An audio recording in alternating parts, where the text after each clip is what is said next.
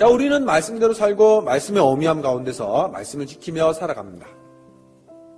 우리가 말씀의 열대를 얻든지 못 얻든지 항상 전하는 이유가 여기 있습니다. 우리가 할 일이 뭡니까? 우리 먼저 몰라요. 이 일이 어떻게 될지. 그죠? 어떻게 될지 모르니까 일을 안 하는 게 아니죠. 우리는 두 가지가 있습니다. 첫 번째, 만사를 성취하시는 하나님.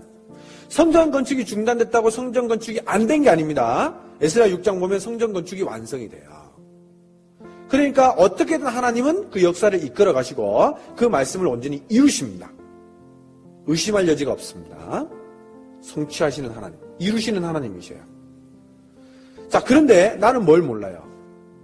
그 부모가 어머니가 아이를 가지고 있는데도 불구하고 아이가 뱃속에서 어떻게 자라는지 알지 못하잖아요. 그죠?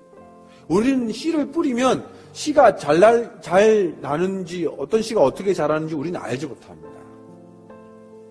그런데 하나님께서는 분명히 말씀하셨어요. 6절. 너는 아침에 씨를 뿌리고 저녁에도 손을 거두지 말라. 너는 씨를 뿌리고 뭐예요? 손을 거두지 말라. 포기하지 말라는 겁니다. 손을 거둔다는 것은 관심을 이제 돌려버리는 거잖아요. 우리가 어떤 영혼에 대해서 1년, 2년 그 이상의 전도할 수 있습니다. 우리 신앙생활 가운데도 목표를 세우고 성경 일독과 그 기도와 교제와 또 봉사에 대한 계획을 세울 수 있습니다. 그런데 잘 안 될 수 있어요. 그렇지만 우리는 손을 거두지 않는 겁니다. 일의 성패는 주님께 달려있는 거예요. 우리가 선을 행하되 낙심하지 말지니 피곤하지 않으면 때가 이름에 거두리라 하겠습니다. 그 수확을 약속하신 하나님께서 우리가 열심히 하면, 우리가 하나님 말씀대로만 하면 분명한 수확을 주신다는 것은 약속입니다.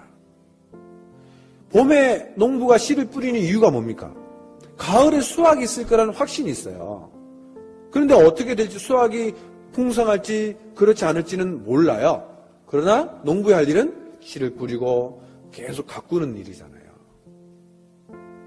잘 되는지 알 수가 없습니다. 그러나 우리는 뿌리고 뭐예요? 손을 거두지 않는 것.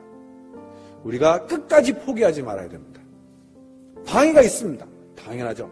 그러나 그 방해 앞에서 우리가 하나님을 의지하고 자기 생각 버리고 하나님을 더욱 전적으로 관심 두고 신뢰하면 누가 이루어주셔요? 하나님께서 이루어주셔요.